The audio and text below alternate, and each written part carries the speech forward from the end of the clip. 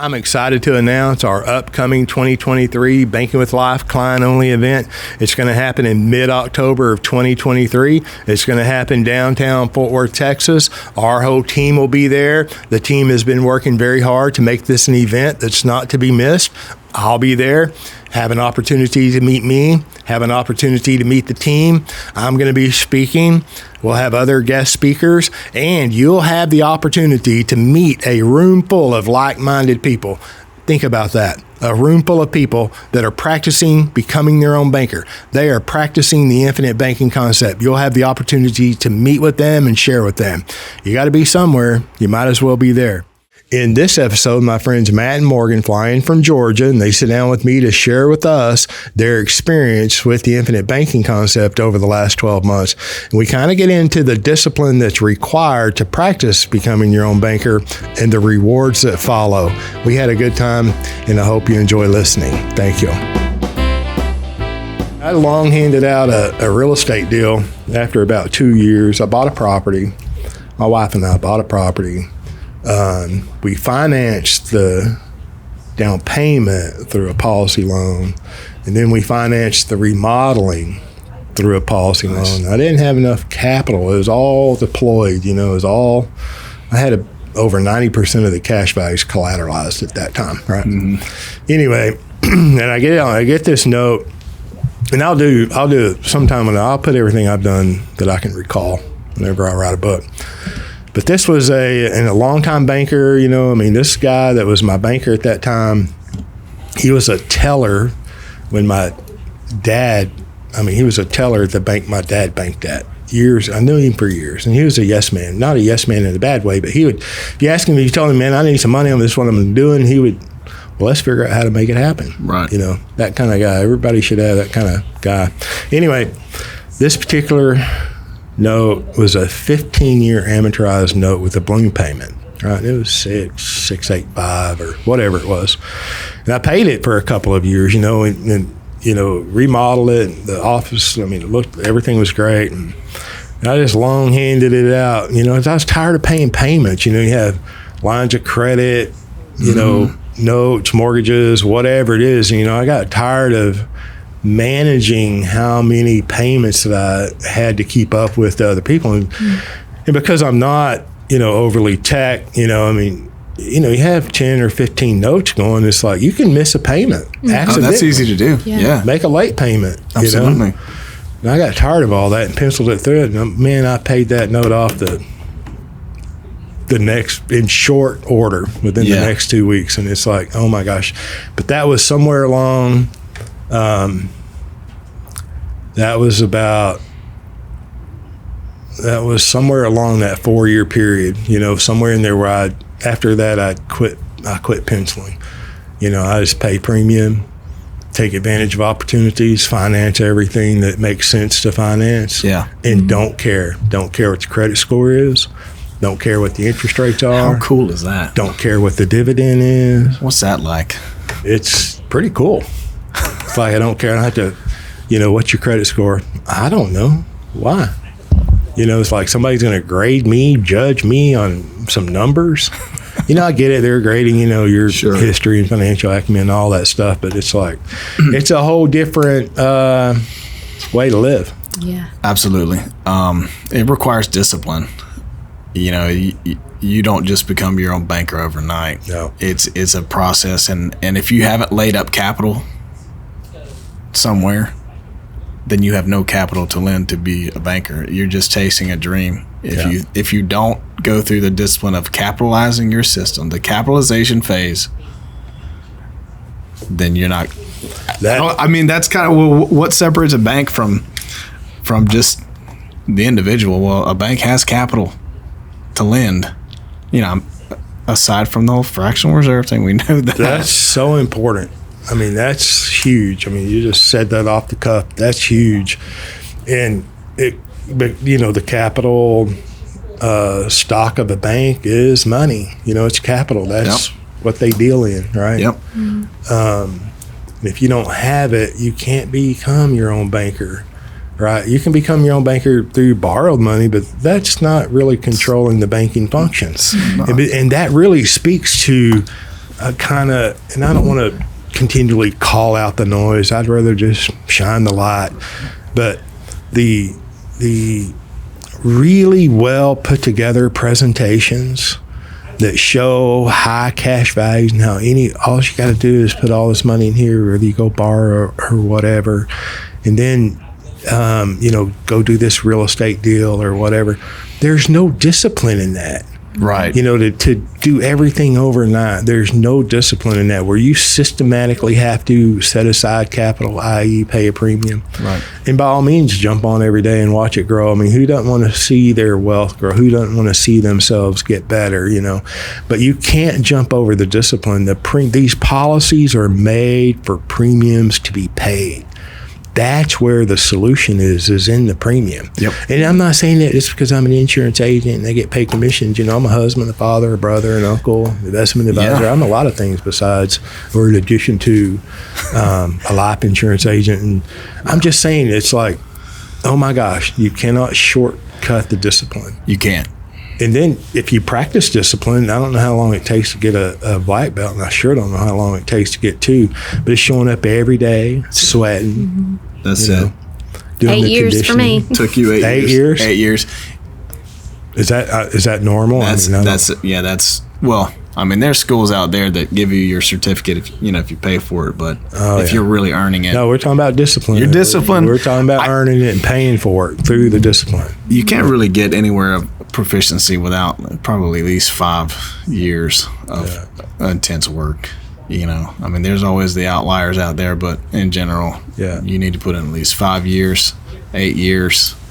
It's interesting. It kind of lines up with some similar capitalization phases.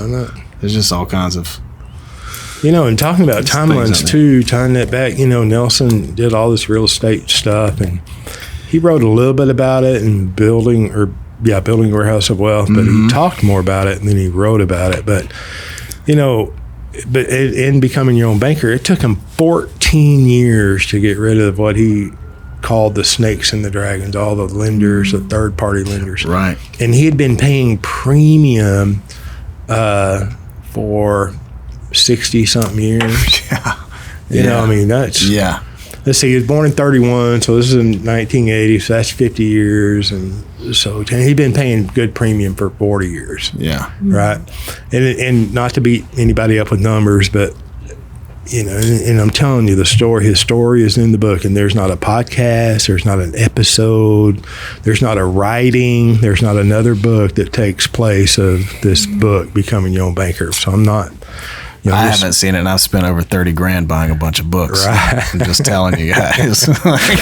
Save your money, right? Just go straight to the source. I'm trying to help you guys by saying that. This is a $29,980. That's why my wife been praying so much. She's seeing so much of our money go out the door. Everybody listens to him. Hey, you should have paid premium. God help Matt. Help Matt find it so you stop buying books. Right. Yeah. It's just...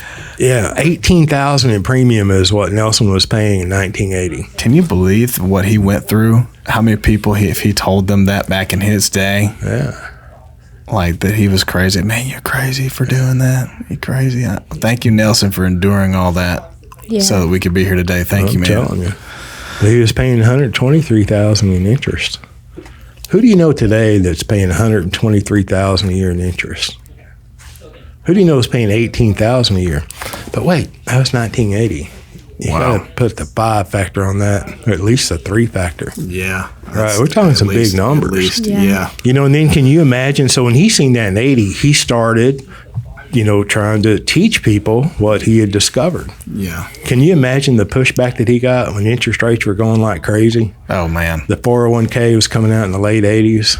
Yeah. And then through the 90s, the markets are going crazy. And he's talking about whole life insurance. I mean, thanks for his endurance. Seriously, no, thank you for your not, because again, that's one of the things is if you cave to the naysayers, the ones that are telling you, oh, you can't do that, you're crazy. If you actually cave to that, well, I'm sorry, I just believe that greatness is on the other side of you breaking through all that. No question. I mean, it really is. Your dreams, your destiny, greatness is on the other side of pushing back against all the ones that say you can't, or you're crazy, or you're thinking outside the lines, or that's not how you do it. By term, invest the difference. Sorry. All right. And then, but they don't know what they don't know. They don't know what they don't know. And I did it. I didn't. I just got, the God put that in me maybe, just a spark of what is it that I don't know. Mm-hmm. And I do think that that's ultimately, you have to be on the quest for truth. You have to want to be on a true quest for wealth. And you have to be willing to think outside the box, outside of the conventional way of doing things. Mm-hmm. So throw a healthy dose of discipline on there and some knowledge, and you might win, huh? You just might surprise yourself. It's true, though. The success is on the other side of the struggle. Mm-hmm. It's not in the box. It is not it's outside the box. Correct. And it's outside your comfort zone, right? Absolutely, it's like, got to get past that. I say it all the time and practice it, as much as I can, which is often. It's like, you almost have to be comfortable, become comfortable being uncomfortable. Yeah, absolutely. And it takes some discipline. I was nervous. Yeah. I was nervous starting. Yeah. I've never paid that much premium in my life. Are you kidding me? And here you are a year later paying more premium. What are you thinking? I know, right? What are you thinking? And, for me, I was a firefighter, EMT. I'm not wealthy yet. I'm just like that. And I'm still don't consider myself wealthy, but I'm on the journey. And for me at that time, it was a lot to pay, $10,000 in premium a year. Mm-hmm. Yeah. That was a lot. For me, that was like, oh, man. I don't care who you are. It's a lot of money. Yeah. And so for me, that was a big jump. I was nervous. Yeah. And so, but I did. And I was like, okay, I feel like this is a stretch. I feel like it, that's why I started out with the monthly premium. I was like, okay, I'm breaking my big goal down into small goals. If I can just hit that, all right, no matter what, if I can just hit, okay, $500 a month. All right.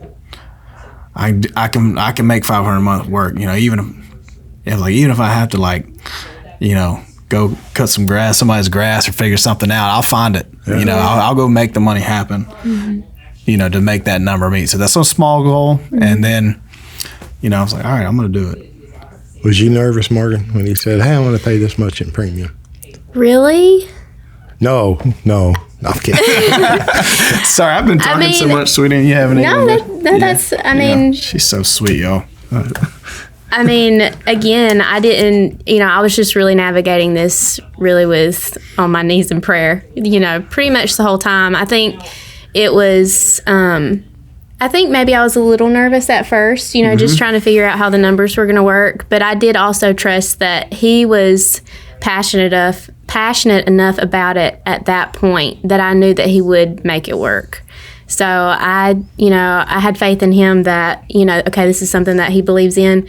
And he had shared enough with me at that point. I was on board, even though I didn't still fully understand everything.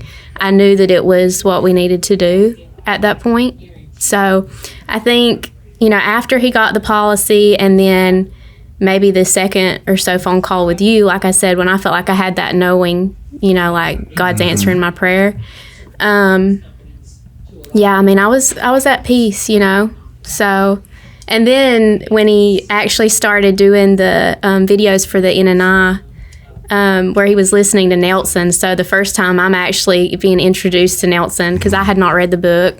And so we're traveling a lot and he's watching Nelson. And I just loved him. We were just, like he said, we were both at that point just so sad that we didn't get to actually meet him in person, because it's like, I love this guy. He was just special. And then actually, when we went to the think tank in February, I'm kind of jumping around, but when we got to the think tank in February, I was just in tears the whole week. Yes. Yeah. Because, it's like I prayed this prayer asking, the Lord to send a mentor, but it's like he always goes above and beyond. If we're asking according to his will, he always exceeds our expectations. And it's like he not only gave us, a mentor, but there's this community of people that what came to my mind was Gideon's army. I mean, Was what? Gideon's army. That was kind of like that's what it felt like, you know, because it's this small group of men, remnant, but always a remnant. That's right. but the quality of men who love, you know, it's more than just a community of men who are mature, and, you know, it's more about learning about economics or life insurance. It's like these are people who are going to sharpen us, you know, morally, in our faith. You know, it's just like God just it. So at that point, I'm just like, I'm completely, you know, sold. Just you know, completely on board. Once we had that conversation just too. in awe at that point. The quality of, you know, there's different levels of, you know, of agents out there, guys.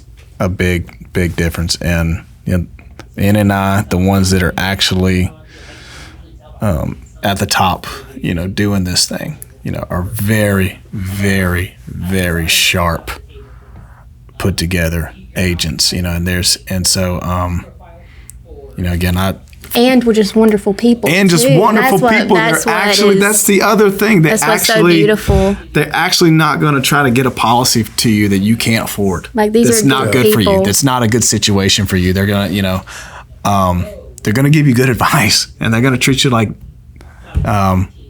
they treat family.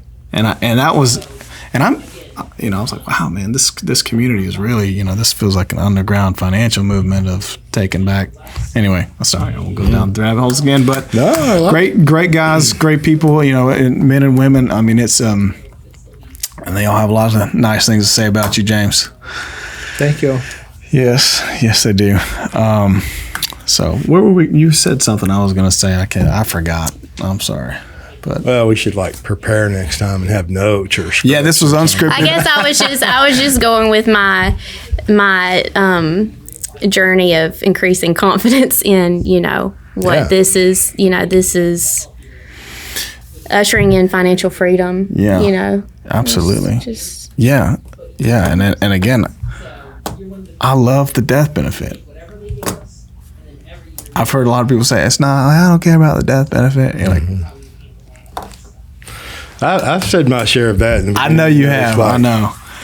You know, you're trying to convey, you know, help people just understand enough to wrap their mind around and get started and take a deeper look. But then, you know, 7702 change is like shredded the death benefit, you know, and it's a boon for the life insurance companies and all that, but especially in whole life. I'm just saying that the death benefit has its place. Can't buy life insurance any other way. You can't buy life insurance without a death benefit. It has its place. Absolutely. And just like, you know, he said, well, you know that that's your goal. And with a mutual company that pays dividends and the dividends being paid to the PUA, it's buying paid up additional death benefit. Yep. So that death benefit is growing, right? So your cash value has to continue to grow, and it's growing to meet that growing number. You can't separate those two. You can't. And it's like, I mean, UL tried. They tried to unbundle life insurance whole life with universal life, but you cannot unbundle whole life insurance. And, you know, what is wrong with that? If you think about the death benefit, right, you're altruistic, you know, a good man leaves an inheritance to his children's children. Absolutely. And everything that you accumulate and don't give away, spend, or use is going to be left to someone else, right? Vanity of vanity. Why not leave it to the people you love or the things that you love and care about? You know, if you don't have, I don't know how many times, James, I don't have any beneficiaries. I don't need a death benefit. Okay, you don't give any money to anybody or any institution or belief or cause, and maybe they don't. Yeah. Well, who's going to get all the stuff that, you know, all the cars or machines or whatever you've accumulated and don't give away? Who's going to get that? Leave it to them. Right. You know what I mean? It's the idea that the death benefit should be discounted is erroneous, and it should be eliminated from the infinite banking conversation, in my opinion. Yeah, I agree with that. You know, just for me as a man, being comforted to know that, you know, if something happens, well, the woman I love most is going to be, she's going to have, it's going to be hard, but. Well, and for me as the wife to know, like, if something were to happen, then, you're still protecting me, like, even when you're gone. That's... Come on, man. Like, I'll make that's... you cry if you start, yeah. Yeah, what kind of love is, just wrapped up in that, Beyond words, isn't it? It is. But, yeah. So, and then when you think about how precious is life, you can't replace a spouse, you can't replace a loved one. Are you kidding me? Are you kidding me? You can't replace that. Oh my goodness! This past weekend we met a woman whose husband passed away unexpectedly early, and he had a life insurance policy, and it set her up for financial freedom. And she talked about it's the worst lottery to win, but I mean she was experiencing that. Her husband protecting her, that aspect, So even just hearing her story this past weekend made it even more valuable for me, this conversation, about the death benefit, just seeing someone's story and actually, thinking of it. Because, being younger, and it's not something I want to think about anyways. Sure, nobody does, right? Yeah. But, it's important. There's only one way out. Well, and even if the Lord takes you up, if you're one of those lucky ones, you're still gonna be. They're gonna declare you. Hopefully, and there's still the whole thing of what you're gonna be leaving something behind. If you think about that, the altruistic. Just think if churches were embracing this instead of term. And get out of debt, which we all should be out of debt, no question. We should not be in debt where you're servant to the lender. You should control that banking function. But if the churches or any foundation, any and every group that has insurable interest, right, if they'd embrace this idea, if you look generationally over the life of a church, 2 or 3 generations, the preacher, the pastor, the evangelist, the bishop, whatever the construct is, right? If they were insured, there's an insurable interest there because if the church loses him, they've got to replace him. There's an insurable interest there. That's right. And there's somewhat of an insurable interest on all the board members, the elders. That's right. All of those. And they're not permanent. They rotate. That's right. Right. Once a policy's in force, it's permanent. That's right. I mean, so just and it doesn't have to be, you don't have to put as much money into premium as it maybe costs to buy a bus or fund missions. I'm just saying systematic, conservative, but consistent premium payment on these lives that are changed and these lives that are changed. I mean, the roles that change, right? So insuring everybody's life on the board. The board changes, insuring their lives, the ones that are insurable. And the church owns that. Right, and so then you can write MACs, modified endowment contracts, because they're a tax-exempt entity. Wow. And what difference would that make? How many churches are beholden to the third-party lender? Oh, man. There's a whole cottage industry that sells bonds and loans monies to churches. You're talking powerful stuff. Like, you're talking about world-changing stuff there, James. It is. I mean, it could be. It could be. Right. And that has crossed my mind, like the power of the infinite banking concept if the church grabs it. Yeah. Wow. See, the church is full of people. That's the problem.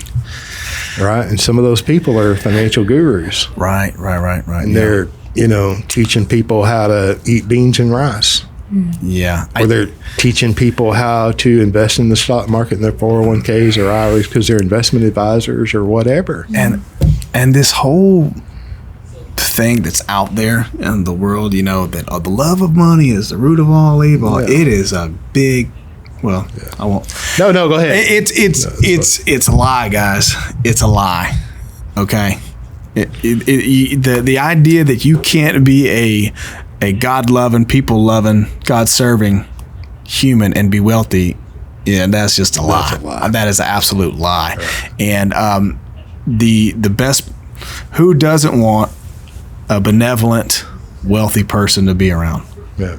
I mean, that's the type of person that blesses everyone they come into contact with. Yeah. Mm-hmm. It's almost like capitalism. If you practice capitalism, you can't help but make other people wealthy that you don't even know and had no intentions of helping. Absolutely. It's a benefit, right? It's just it's an affect. It's one of our favorite things, actually, is just to be generous, just random generosity. Yeah. No reason, just for the simple fact that we can, because we've accumulated capital. All right. I love that. And God loves you, and we see it, and we know it, and we're gonna make it a little bit more real in your life today. Yeah. But to go back to your point, that if churches and nonprofits, anywhere there's an insurable interest, it should be taken advantage of, in my opinion.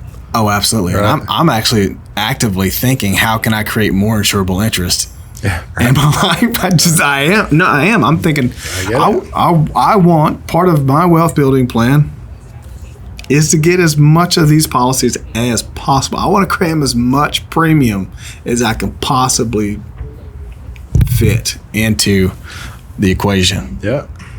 Because it only gets better over time. It just only gets better. I love it. Yeah, I'm creating. Now I'm thinking more. And when you also are wanting to find insurable interest, you're actually more generous. It like promotes generosity. Go figure. I because of the infinite banking concept, I'm considering business partnerships.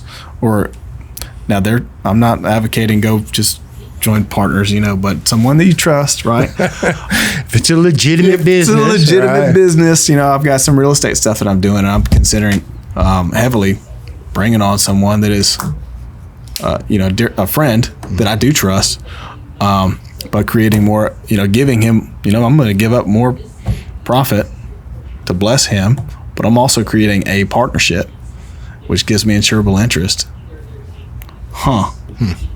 You mean the whole thing? Like if I actually give some, I'm actually having if you're looking at it right. Oh yeah, there's a lot of mutual benefit there. Yeah. So and the insurance companies, they scrutinize all that. But if it's a legitimate business, it's a legitimate business. Absolutely. And if it's a key person or whatever that insurable interest is, it's legitimate. There's an opportunity there. Absolutely. Nelson had lots of policies. I say lots. He had policies on different business owners.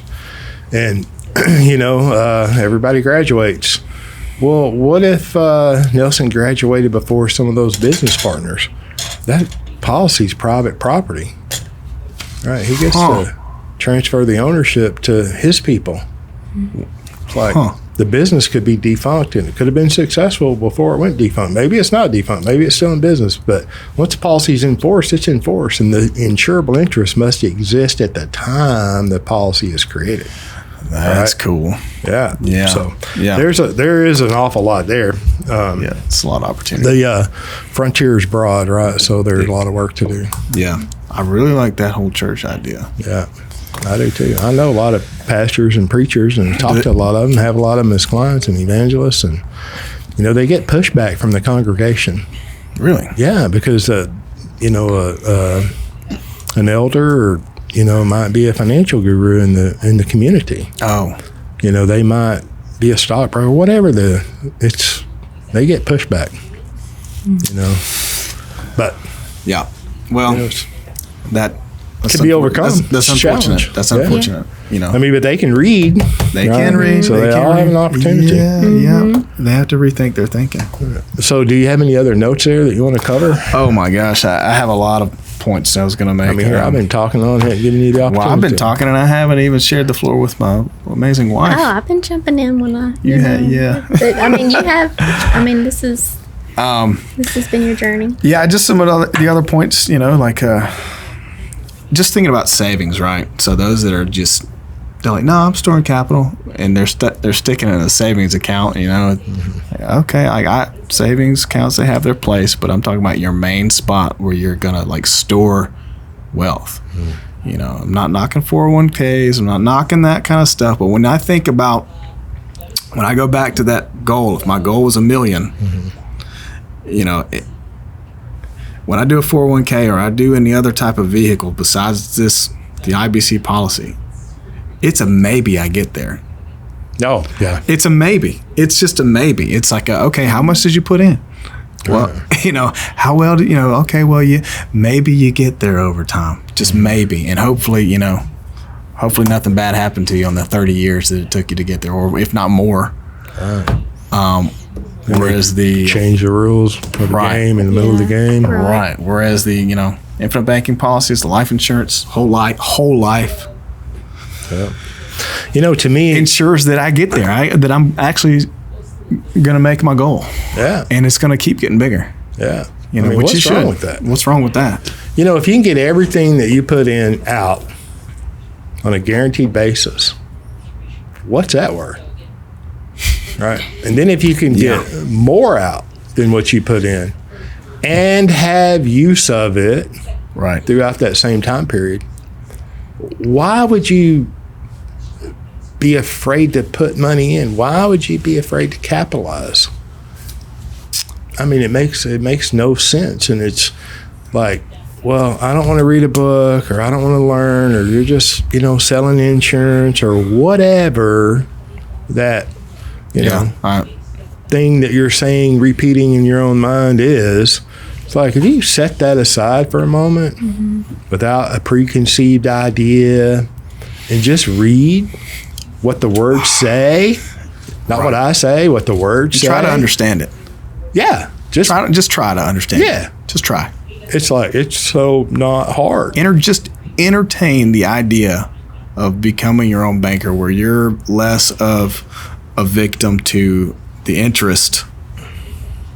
This is a play on, less of a victim of interest to other lenders. Exactly. What if a 92-page book would change or could change the way you think about money in a positive way for you and your family, for your own benefit, for the benefit of your family? If that's a mere possibility, right, would it be worth 3-4 hours of reading? Just if nothing else to prove Matt wrong. Yeah, and I invite you, come find me. Right. I'll have a conversation with you. Sorry, The worst that could happen. You can't come to my house. I'll meet you somewhere. I got lovely wife. Still very protective. I'm still very protective. He's a double black belt. Yeah, double black belt. I don't know. He's in the South. He probably owns South. weapons. I own quite a few. I believe in that, a Second Amendment. Right. I'm just saying, it's like, if there was a solution, would you want to know about it? Would you spend the money, take the time to vet it, discover it, to just kick the tires, just look? And it's like, the worst thing that could happen is you wasted 4 hours and solidified your preconceived ideas. That's the worst that could happen. 100%. And can I just add what you said, James, because that is so powerful. When I was a firefighter, we worked 24 hours on, we're all 48. Okay, the shift in my mind was, there was the illumination when I'm watching the guys at the fire hall. I love you. If you hear this, I love you. But you guys waste a lot of time. Ooh. You waste a lot of time playing video games, watching movies, and entertainment. Sounds like he's calling y'all out. I am. I love you. Come talk to me. I was one of them for a while. But it just felt like I'm not getting that time back. No. That's the thing, that the most valuable thing is my time. Yeah. When I spend it, I don't get it back. Right. And it became apparent to me that what I spend my time on is what I'm getting. What I spend my time on is what I'm going to get. Yeah. And so I decided to choose to read, to learn, to grow. I decided to choose that. What if I chose that and I didn't play that video game? I didn't watch that movie. Just say you're not going to read one movie and then pick up this book. Damn, I'm going to delete all the game apps on my phone now. Well, I mean, the result of that has been him being able to leave the fire hall and me being able to leave my job and work for him. I mean, wow. I'm eternally grateful, because when he was off and at home, I made him go to bed with me, as much as I could. But yeah, I mean, the fact that he was, the next day he would say, I was up to 2 or 3 in the morning reading the IRS tax code. And, I'm like, what? But I'm so thankful because of, again, just the freedom now that, we're still having to grind, in certain areas, but the flexibility that we have in our schedule is, we decide huge. that we're going to let's make a trip to Texas, go see James. Yeah, let's go do this. Let's go do that. We don't answer to We answer. I mean, it's To each other. to each other. Yeah. I'll go figure. I mean, and you guys can create that kind of life for yourself. I'm telling you, it's there. But if you're not willing to read, you're stuck. If you're not willing to grow, you're stuck. And that's just the truth, because you are your choices. If you don't learn how to make better choices. I like Guys. what Jim Rohn says. You know, I listened to him like traveling all over Texas back in the day, and Oklahoma and Alabama, Mississippi.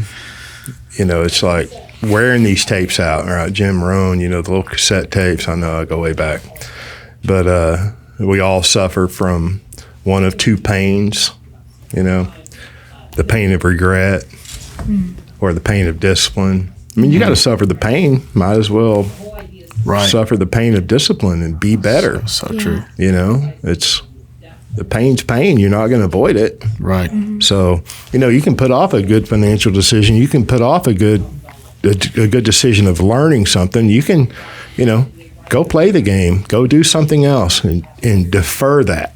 Right. You're deferring everything that's on the other side of that knowledge that could be really beneficial to you. Yep.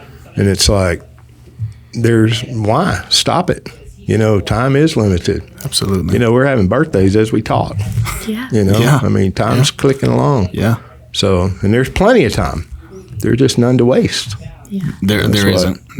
Jan and I, we say all the time the days are long, but the years are short. I find that to be true. Yeah. It is true. The older you get, it seems like it's exponential. I know you listen, you got children, the ones of you who do, right? What's your youngest child's age? Pick a number, 15? How fast did that 15 years go?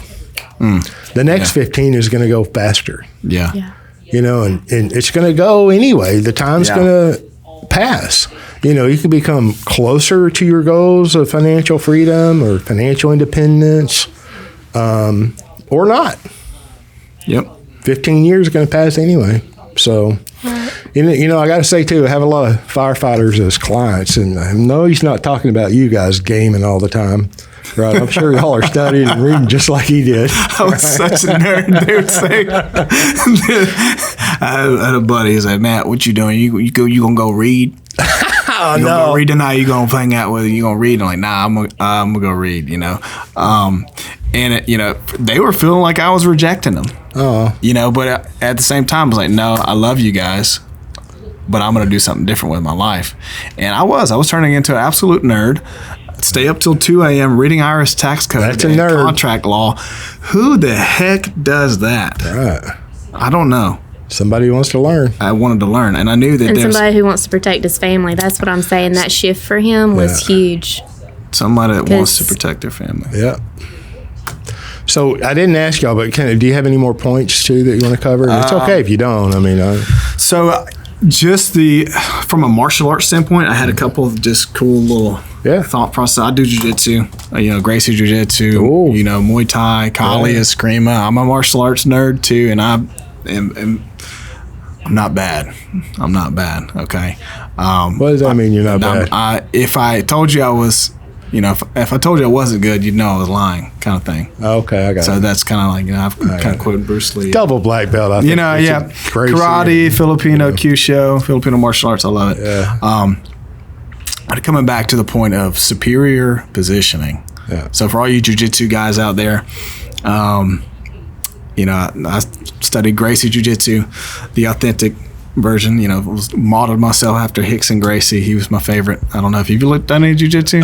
You know, I'm familiar with those names, and I've watched a lot through Jake. So Rickson is considered he's like a legend, one of the best. You know, would model myself after him, similar body type structure. But if you study jiu-jitsu, it's a fantastic art, but the principle, the foundational principle is position before submission. And the reason that you don't go for a submission, or you don't go to try to get an armbar or Americana or a Kimura or a submission and not be in a dominant position. So the first thing you want to do is get to a dominant position and then try to execute a technique or a submission.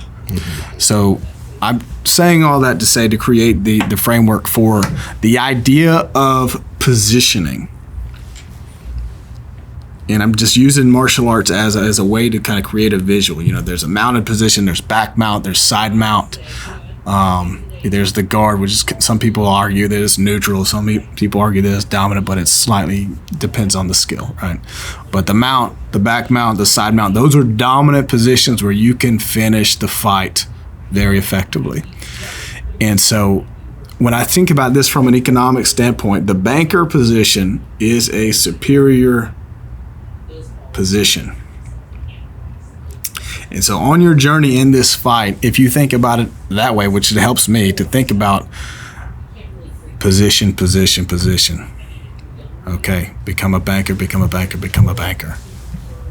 Well, that means I need to accumulate capital, think like a banker, accumulate capital. And you'll find that you start to, I'm feeling the strength that I'm building. I'm starting to feel this. All that discipline has results. Yeah. And if you're feeling weak economically, if you're feeling weak financially, build strength. Exercise, build strength. What does that look like? Generate capital. Find something of value, of worth to do. Generate capital and then accumulate it. And that, to me, that economically speaking, financially speaking, that's a lot like, if you feel weak, like you can't fight, get some skills. Learn something, train, discipline, grow. And so I'm not trying to lecture anyone. I'm just saying that's kind of how I think. And so if you're martial artists out there, this is no different. The principles transcend the martial arts world into the economic world. Absolutely. Get strong. Okay, what does that look like to become your own banker? Would you say that would say get capital? Yeah, no, I love that. I love that completely. The discipline, you gotta, I convey it in a way that, like, everything that we do to earn an income, right, is, comes from our experience, our strength, our wisdom, our discipline, in doing it, providing goods and services, or, even, I don't subscribe to the place where an employee is a low person on the totem pole. Absolutely. We're all exchanging our God-given abilities and talents and time for an income, right? Absolutely. Whatever it is that we're doing. And part of that income must be set aside for future obligations, desires, needs. Yep. That's in my mind, the foundation of capitalism, right? You can't take advantage of an opportunity without capital. That's it. And you're either going to have the capital or you're going to pay for the access to the capital that someone else has. Someone else who did the discipline. Someone else. That's right. Someone else who. They did it. They accumulated. They formulated the capital, right? They accrued it. And now it's available at a cost. Yep. And control. Yep. Right? They control that. And so, all of the things we can't control, we can control what we put in our mouth, what we put in our mind, what we read, who we hang around with. That's right. What we learn, what we spend our time doing. That's right. And so if you control all that for your own benefit, and part of that is education financially, and then how do you accumulate capital? And there's no better way that I know of, right? And then as you accumulate capital, then you can perform the banking function. Mm-hmm. And then you're absolutely in a superior position across the financial landscape. Mm-hmm. Absolutely. Right? If I have enough capital that I control and that I own by guaranteed contract, and it's structured in a mutual structure, mm-hmm. that I benefit, the company benefits, the beneficiaries benefit, the business partners benefit because I have capital and I can do the deal with them. That's right. Right? And then society benefits. Right? We build an apartment complex. Yeah. A hospital, whatever it is. Right. And then it's like the noise fades, all of the noise, the financial environment, rates, loans, stock markets, real estate markets, whatever, that all fades away. And then I can just focus then on my actions, my God-given abilities and talents. And there's just no better way that I'm aware of to do it, outside of the infinite banking concept. There's none. If I don't have to know anything about economics other than there's two fundamental equations to an income, to a business or a family. Right. There's expenses and income. You either have to lower your expenses and or increase your income. You either increase your income or lower your expenses, or you do both. That's it. That's it. And then to have the discipline to set that money aside for a future unknown, whatever. You mentioned savings accounts earlier. Everybody has a savings account. Yep. Most of the time, 90% of the time, it's nothing but a sinking fund method. It's a temporary place to hold money that I'm going to spend later. Right? It's not long-term savings. It's not long-term accumulation of capital. Nope. It's a short-term holding place for a short-term need. Right? And so if you add the time element to that, like I'm always going to need capital, so I just put this activity on a longer time horizon. Maybe I can only put away pennies or dollars. I mean, it doesn't have to be a great big premium. Right. But I can do that consistently over time. And it's extremely powerful. Then it does all of these benevolent things, right? But it also strengthens my discipline. If you've earned 2 black belts, if you've earned a black belt, you understand discipline, you understand the result of the pain. You're not afraid of going through the pain because you know what's on the other side. That's right. I mean, all of those things matter. And it's part of becoming your own banker, every bit of what we're talking about. And you can't see that on a life insurance illustration. No, right, none of that. It's like you can't get that from a great presentation or even a great conversation. It's like you got to do it. You got to whatever it takes, go make it happen. It's legal, moral, ethical, and whatever.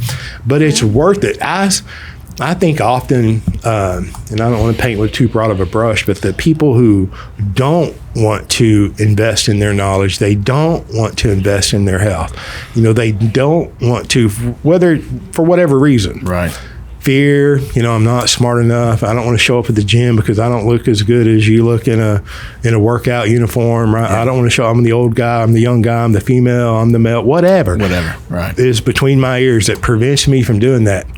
It's like, man, if you understand the benefit of this activity, whether it's working out or building capital, then you're less fearful of doing it. Right. And it doesn't happen overnight. It takes time. It does. So it takes courage, and again, making that first step and realizing that, I made this step and I didn't fall down. Right. It didn't kill me. Right. It didn't kill me. I just threw a huge chunk of premium in there. Oh, you know what? I'm still eating. I still have food on the table. Right. My bills still got paid. Yeah. So it's almost uncanny when you like. Yeah. This is very interesting. Even wherever you're at in your wealth journey. If you operate from an abundant mindset or if you operate from a scarcity mindset, it's just making that choice to I'm going to dump in some premium here.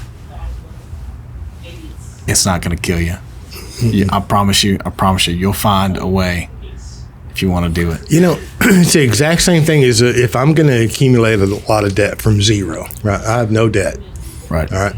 And I'm going to use credit cards because I have to. You have to have a credit card today to travel or fly or do whatever. And so, it'll help my credit score if I have a small balance, but I have consistent payments. So I'm going to go buy something. I wanted it anyway, and I'm going to enjoy it. And then I'm making the payments, and it's not hurting me. And then, so I buy something else. The debt accumulates rarely suddenly. It's over time it accumulates. Absolutely. Right. And so I anesthetize myself, every time the monthly payment, the debt service goes from 50 to 100 to 250 to 1,000 or whatever. And then all of a sudden I've got 16 or 17 lines of credit cards, open accounts, and I'm struggling to make those. Right. And then all of the bad things that we knew were associated with accumulating a bunch of debt. I'm going to have a poor credit score. You know, I'm going to have late payments. I'm going to have high interest rates. And we were aware of these things before we started. Yeah. But we do it anyway. You know, and it's like, okay, well, maybe I can't pay $10,000 in premium a year. Well, maybe you can. Maybe you can pay 10, but you should be paying 100,000. Right. Maybe you're paying 100,000, but you should be paying $1 million. It works the other way, and I get the big numbers. Everybody wants to see the big numbers. It's not about the numbers. It's really not. And so maybe I can save $100 a month. Well, and you should save money, and then after you save a certain amount of money, you should be buying life insurance, in my opinion, right? Yep. But you got to start where you're at. And then it's like, okay, just like when you started paying a premium, you know, it was fearful, it was painful, you worked through it, you did everything you were going to make it happen, you made the commitment, you committed to making it happen, including the discipline that was going to mow lawns if you had to. And that's, you'll do what you want to do. That's a fact. You'll do what you want to do if you know. Anyway. And little old Morgan wasn't over there praying for God to bring him new lawns to mow, were you? I mean, that's... Yeah. I mean... You know, but you were willing to do that.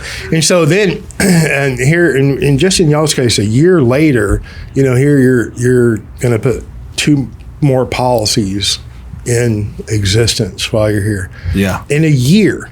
You went from whatever you were thinking to whatever you're thinking now. Oh, yeah. Right? Yeah. And it's like, and it took all of that thinking and all of that research and all of that praying and all of that talking and all of that vetting, you know, going through different people, watching different things.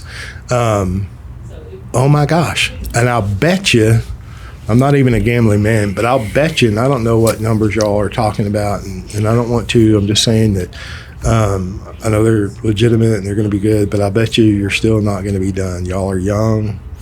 You know, your income's going to go up in the future.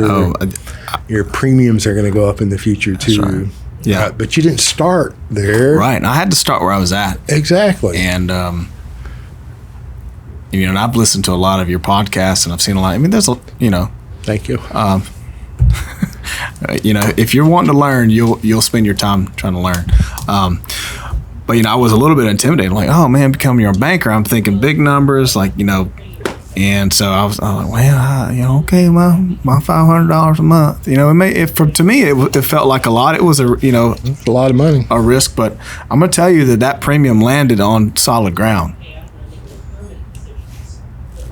I'm gonna tell you that it did, and I'm back for more. And this is not a paid.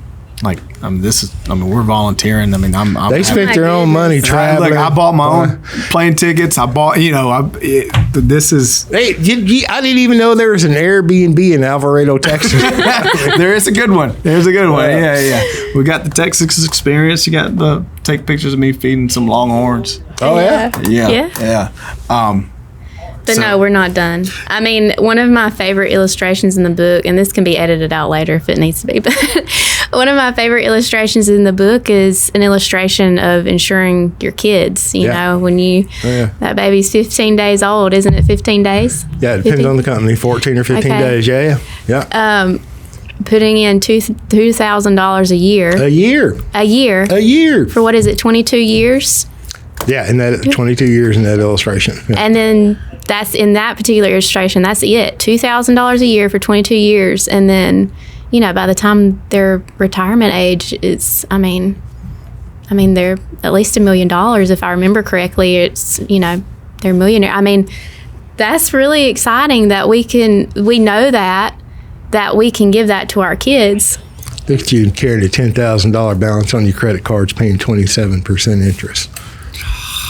I love that. Yeah. 22 years at $2,000 a month. Now, and that was a grandchild. So grandma and grandpa was doing that, and the parents were doing that too. Oh, wait, there's 2 sets of parent or grandparents on that child, right? So there's mom and dad. So mom and dad had to cough up the money, $2,000 a year. Right. Their mom and dad, his mom and dad coughed up the money, and then her mom and dad, the grandparents, coughed up the money. Yeah. Wow. On that child. I mean, yeah. Wow. Yeah. I mean, that's powerful when you think about it. Oh yeah, the grandparents have an insurable interest in their grandchild. That's one.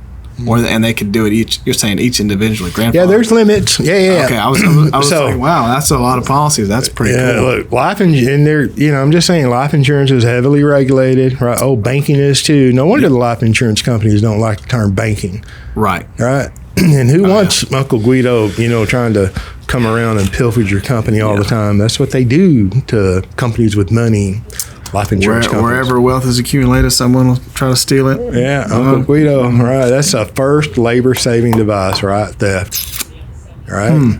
But I'm just, the time's going to pass anyway, right?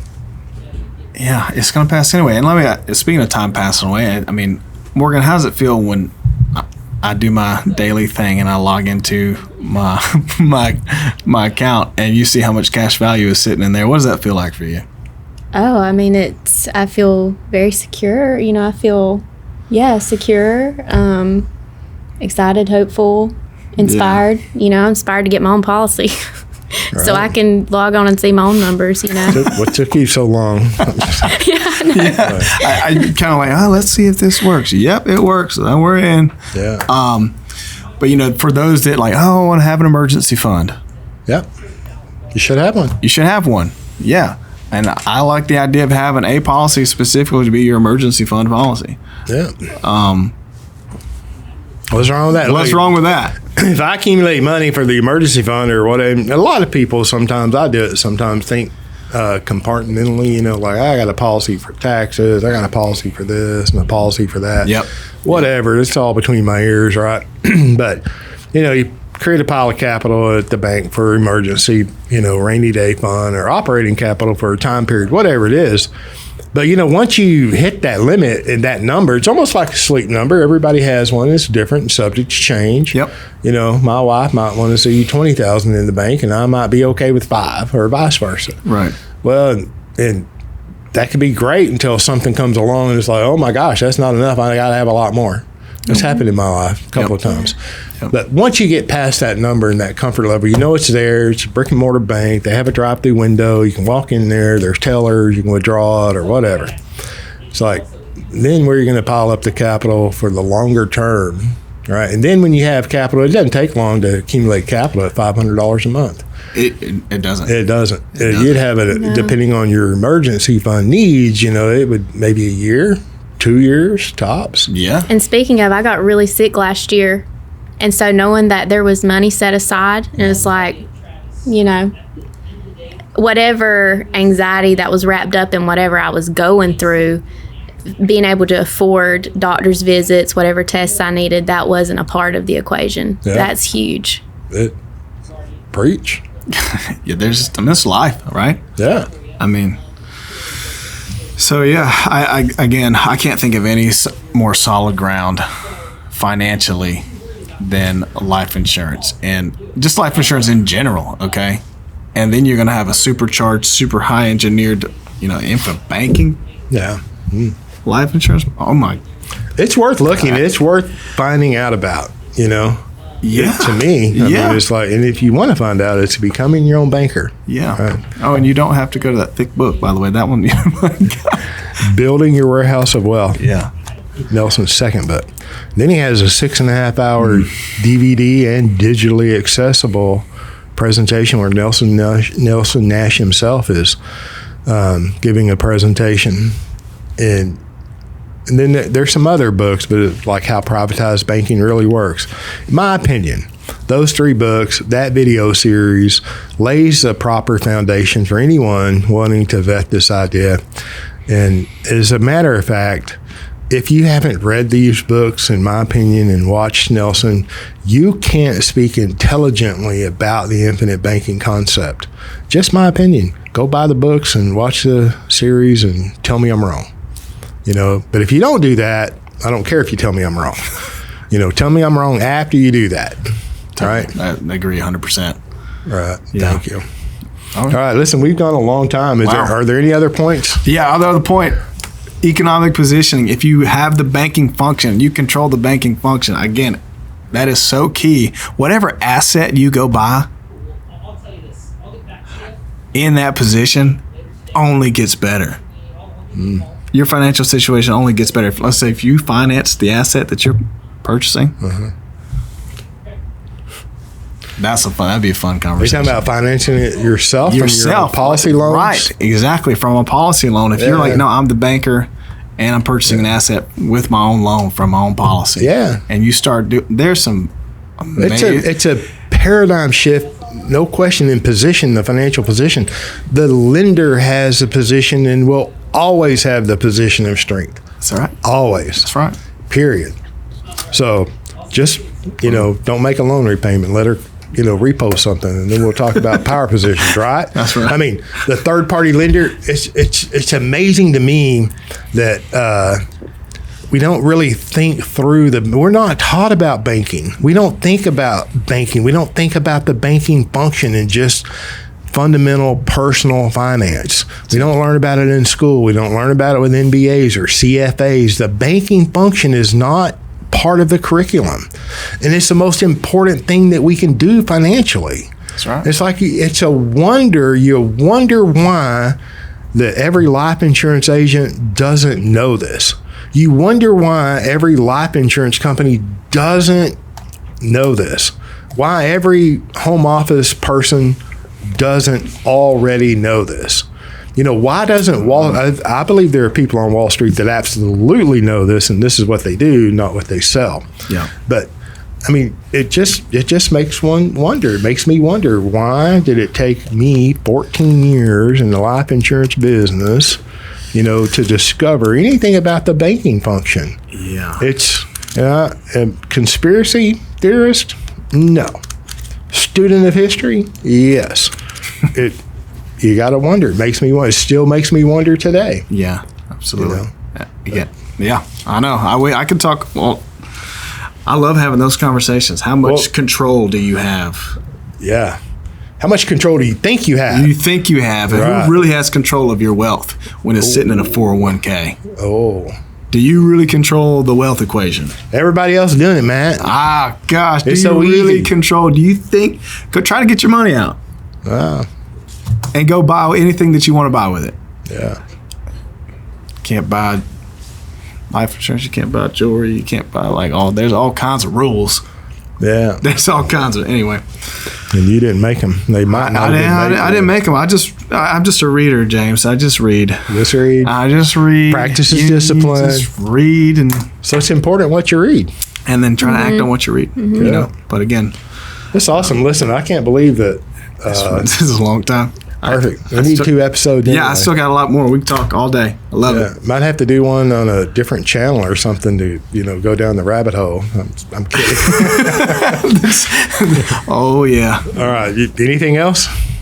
Did we miss anything, Morgan? Anything to add? She's got a lot, and she's just sitting on. I could tell. But no, thank you, James. Appreciate you. Thanks for having us. Again, anyone listening, bless you. Love you guys. So, we try to be honest and tell you our story. I think I thank you very much. Thank you both. I appreciate y'all, and I think there's a lot here. I always think back, 15, 20 years ago. Here, I've read the book. You had to go see Nelson to really get exposed to it. You have traveled cross country or wherever. And, he's a hard worker. And I think when I met him, he was about 71 or 2. And he was doing 45 presentations a year. That working harder than most 40-year-old men, right? Yeah. So that was the opportunity that you had to go. You couldn't find him on YouTube or anywhere. Wow. And then today, you type in infinite banking or becoming your own banker and, 800,000 video clips come up or whatever. Rarely do you see real people willing to share and that actually share their experience. Yeah. I think I appreciate y'all coming and making the time to come and share.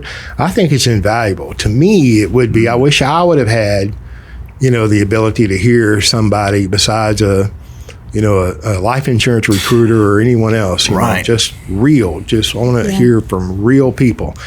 And Nelson was real people, and that was the only opportunity you had. So I think it's a big deal what y'all do. So I'm very appreciative, and I'm sure the listeners are too. Thanks for having us. Again, if it helps anybody else. All right. Thanks. Yep. Have a great day. Thanks for listening.